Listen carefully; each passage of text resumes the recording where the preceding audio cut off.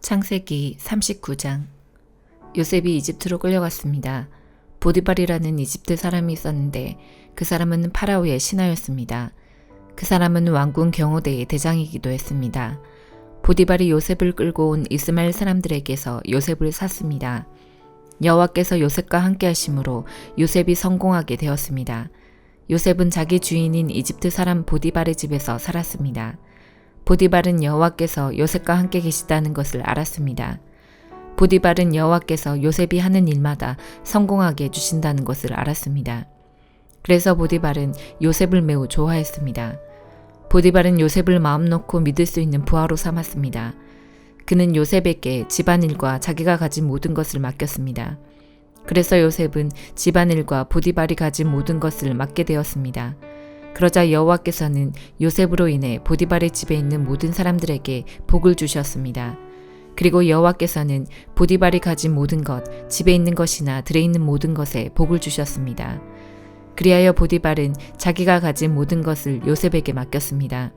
보디발은 자기가 먹는 음식 말고는 요셉이 하는 일에 참견하지 않았습니다. 요셉은 멋지고 잘생긴 사람이었습니다. 시간이 흐르자 주인의 아내가 요셉에게 점점 눈길을 주기 시작했습니다. 어느 날 주인의 아내가 요셉에게 말했습니다.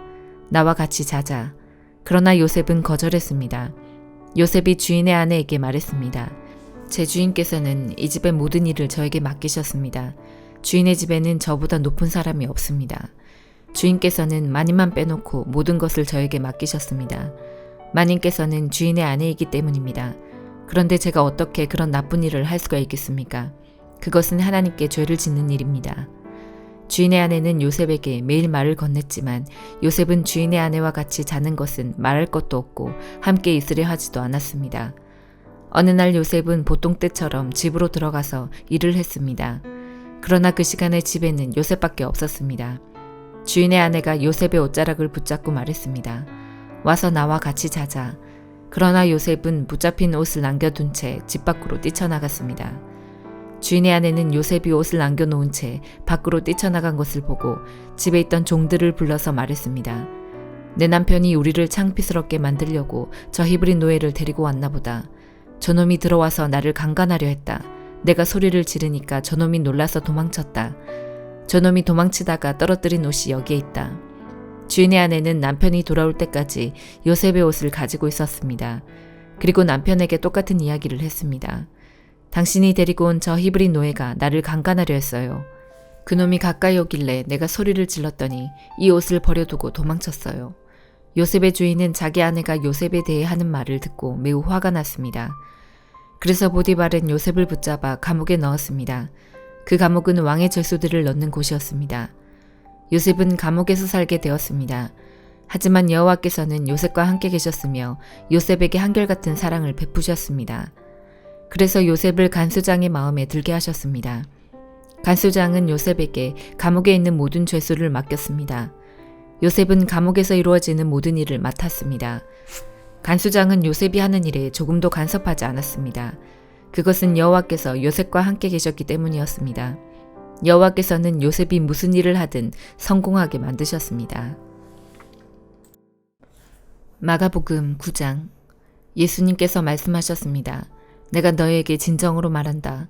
여기 서 있는 사람 가운데서 몇 사람은 죽기 전에 하나님 나라가 권세 있게 오는 것을 볼 것이다. 6일 뒤에 예수님께서 베드로, 야고보 그리고 요한을 데리고 높은 산에 올라가셨습니다. 이 제자들 앞에서 예수님의 모습이 변하였습니다. 예수님의 옷이 하얗게 빛났습니다. 세상에 어떤 사람도 그렇게 희게 빨 수 없을 정도로 새하얗게 되었습니다. 엘리야가 모세와 함께 제자들 앞에 나타나 예수님과 더불어 말씀을 나누었습니다. 베드로가 예수님께 말했습니다. 선생님, 우리가 여기 있는 것이 좋겠습니다. 우리가 천막셋을 세우겠습니다. 하나는 선생님을 위해, 하나는 모세를 위해, 그리고 또 하나는 엘리야를 위해서입니다. 베드로는 무엇을 말하는지 알지 못했습니다. 왜냐하면 그들이 두려움에 빠져 있었기 때문입니다. 구름이 그들을 덮었습니다. 그리고 그 구름 가운데서 목소리가 들렸습니다. 이 사람은 내가 사랑하는 아들이다. 그의 말을 들어라. 그 즉시 제자들이 주위를 둘러보았습니다. 그러나 예수님 외에는 아무도 볼 수 없었습니다. 예수님께서 제자들과 함께 산 아래로 내려오시면서 인자가 죽은 자 가운데서 다시 살아나기 전까지는 그들이 본 것을 아무에게도 말하지 말라고 명령하셨습니다. 제자들은 아무에게도 말하지 않았습니다. 그러나 제자들은 죽은 자 가운데서 다시 살아난다는 것이 무슨 뜻인가 서로에게 물었습니다. 제자들이 예수님께 물었습니다. 어째서 율법학자들은 엘리야가 먼저 와야 한다고 말을 합니까? 예수님께서 대답하셨습니다. 엘리야가 먼저 와서 모든 것을 회복시킨다. 그런데 인자가 많은 고통을 받고 멸시를 받을 것이라고 기록된 것은 어찌 된 것이냐? 내가 너에게 말한다. 엘리야는 이미 왔다. 그런데 성경에 그를 두고 쓰여진 것처럼 사람들이 그를 자기들 마음대로 대했다. 예수님과 세 제자들이 나머지 다른 제자들에게 돌아왔을 때 이들은 많은 사람들에게 둘러싸여 몇몇 율법학자들과 논쟁을 벌이고 있었습니다. 모여있던 모든 사람들이 예수님을 보자 놀라워하며 예수님께 인사하러 달려왔습니다. 예수님께서 물으셨습니다. 율법학자들과 무엇 때문에 논쟁하고 있었느냐? 무리 중에 한 사람이 대답했습니다. 선생님, 더러운 귀신이 들려서 말을 못하는 제 아들을 데리고 왔습니다. 그 귀신이 아들을 사로잡으면 아이가 땅에 넘어집니다. 그러면 입에 거품을 물고 이를 갈면서 몸이 뻣뻣해집니다. 제가 제자들에게 귀신을 쫓아달라고 했는데 하지 못하였습니다. 예수님께서 대답하셨습니다. 이 믿음 없는 세대여, 내가 얼마나 너희와 함께 있어야 하느냐? 내가 너희를 얼마나 더 두고 보아야 하느냐? 그를 내게로 데리고 와라. 제자들이 소년을 예수님께 데리고 왔습니다. 악한 귀신이 예수님을 보자마자 소년에게 경련을 일으켰습니다. 소년은 넘어져서 입에 거품을 물며 땅에 나뒹굴었습니다. 예수님께서 그 소년의 아버지에게 물으셨습니다. 이렇게 된 지가 얼마나 되었느냐? 어려서부터입니다. 귀신이 자주 아이를 죽이려고 불속이나 물속에 내던지기도 하였습니다. 할 수만 있다면 불쌍히 여기시고 도와주십시오. 예수님께서 그에게 말씀하셨습니다. 할 수만 있다면이 무슨 말이냐? 믿는 사람에게는 모든 것이 가능하다.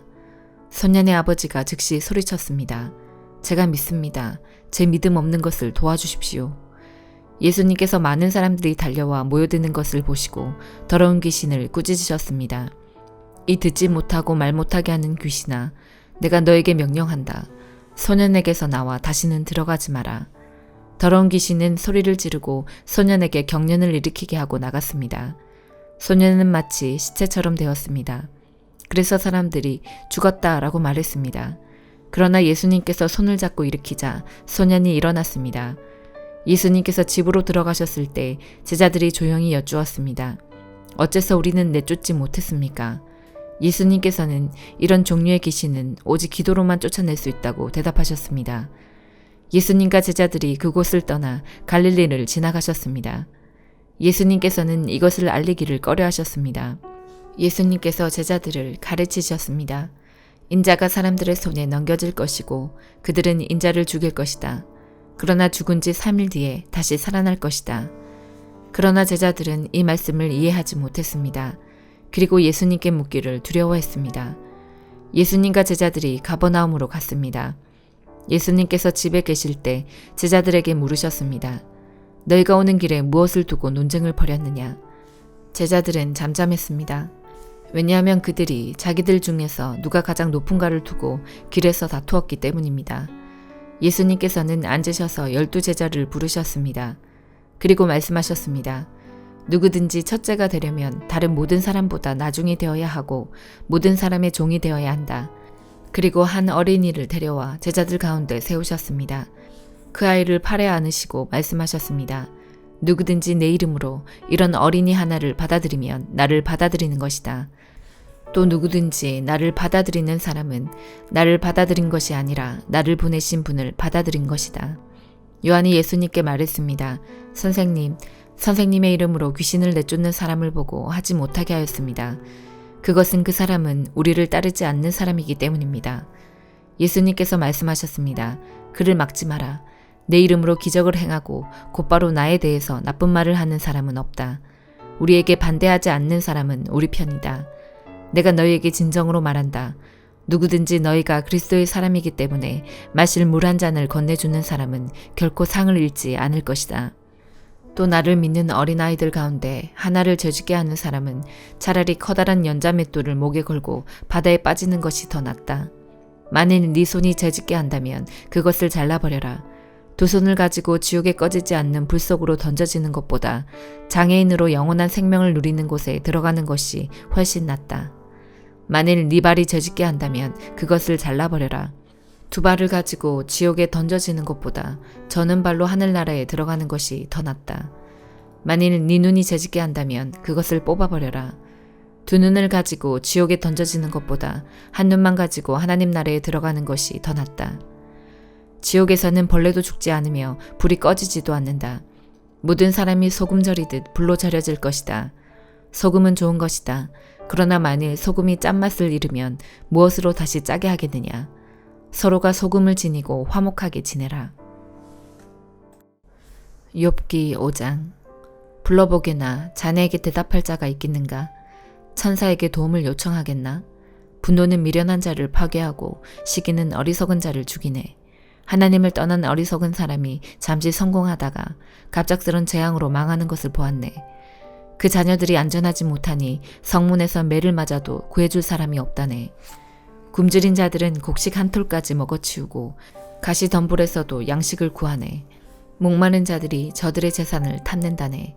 악은 흙에서 생겨나는 것이 아니고 불행은 땅에서 싹트는 것이 아니라네. 그런데도 인생은 문제를 갖고 태어나네. 그것은 마치 불꽃들이 위로 솟는 것과 같지.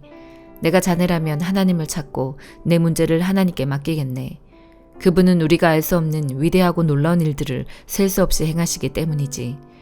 그분이 땅에 비를 내리시고 들판에 물을 보내신다네. 그분은 겸손한 자를 높이시고 애통하는 자들을 안전한 곳으로 이끄시네. 그분은 꾀부리는 자들을 좌절시키시고 그들의 일을 성공할 수 없게 하시네. 자기 자식을 믿는 자들을 스스로 넘어지게 하시고 사악한 자들의 계획을 뒤엎으시네. 그들은 대낮에도 어둠을 만나고 한낮에도 밤인 것처럼 더듬거리지. 그러나 그분은 그런 자들의 칼에서 흉악한 자의 손에서 경건한 자들을 건지시네. 그러니 경건한 사람에게는 소망이 있고 불의는 설 자리가 없지. 하나님께서 잘못을 꾸짖는 자에게는 복이 있으니 전능자의 징계를 거절하지 말게나. 그분은 상처를 입히셨다가도 싸매주시고 치신 후에는 치료해 주시기 때문이지. 그분은 자네를 6번의 공경에서도 건지시고 7번째 공경이 자네를 해치지 못하게 하실 것이네. 그분이 자네를 굶주림의 죽음에서 건지시고 전쟁의 칼에서도 구하시네. 비방을 받아도 안전할 것이며 파멸이 올지라도 두렵지 않을 것이네. 파멸과 굶주림이 올 때에 안심할 수 있고 땅의 들짐승들을 두려워하지 않을 것이네. 자네가 들판의 돌들과 조약을 맺고 들짐승들도 자네와 평화롭게 지낼 것이기 때문이지. 자네의 집이 안전하고 양우리를 살펴보아도 도둑 맞은 것이 없을 것이네. 자네 후손들이 많아져 땅의 풀처럼 될 것이네. 자네는 장수한 후에 무덤에 이를 것이니 이는 마치 곡식단이 추수 때에 타작마당에 도착하는 것과 같지. 보게나 우리의 경험으로는 이것이 사실이라고 확신하네. 이제 자네는 내 말을 듣고 스스로 깨닫게나. 로마서 9장. 나는 그리스도 안에서 진리를 말하고 거짓말을 하지 않습니다. 이것은 성령 안에서 내 양심이 확증하는 사실입니다. 내게는 큰 슬픔이 있고 내 마음속에는 고통이 쉴 새 없이 밀려옵니다. 나는 내 동포, 내 동족들을 위해서라면 나 자신이 저주를 받아 그리스도로부터 끊어줘도 좋다는 각오가 되어 있습니다. 그들은 이스라엘 백성으로서 하나님의 아들이라는 신분을 얻었습니다. 그들에게는 하나님의 영광이 있고 하나님과 맺은 언약이 있고 율법과 성전 예배와 약속들이 있습니다. 족장들이 그들의 조상들이며 그들의 혈통에서 그리스도께서 나셨습니다. 그리스도는 만물 위에 계시는 하나님이시며 영원토록 찬양을 받으실 하나님이십니다. 아멘. 하나님께서 그들에게 하신 약속이 실패로 돌아갔다는 것이 아닙니다. 이스라엘에게서 태어난 사람이라고 해서 다 이스라엘 백성인 것은 아닙니다. 아브라함의 자손이라고 해서 다 아브라함의 자녀인 것은 아닙니다. 하나님께서는 이삭에게서 난 자라야 네 자손이라 부르리라고 말씀하셨습니다. 다시 말해서 자연적인 출생에 의해 태어난 아브라함의 자손이 하나님의 자녀가 되는 것이 아니라 약속의 자녀라야만 아브라함의 자손으로 여김을 받게 된다는 말입니다. 하나님께서 아브라함에게 하신 약속은 이러합니다. 정한 때가 되어 내가 다시 오리니 사라가 아들을 낳을 것이다. 그뿐만이 아닙니다. 리브가가 우리 조상 이삭 한 사람에게서 아이를 임신했을 때에도 그랬습니다.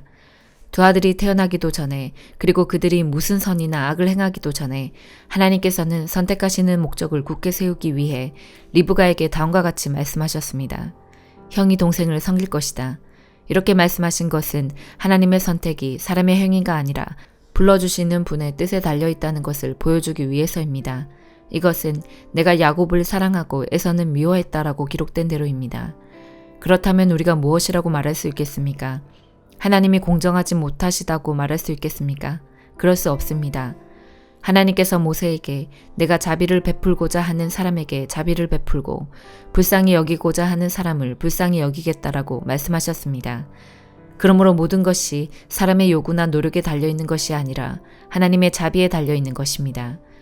이런 이유로 하나님께서는 파라오에게 내가 너를 왕으로 세운 것은 너를 통해 내 능력을 나타내고 내 이름을 온 땅에 두루 전하기 위함이다 라고 말씀하셨던 것입니다.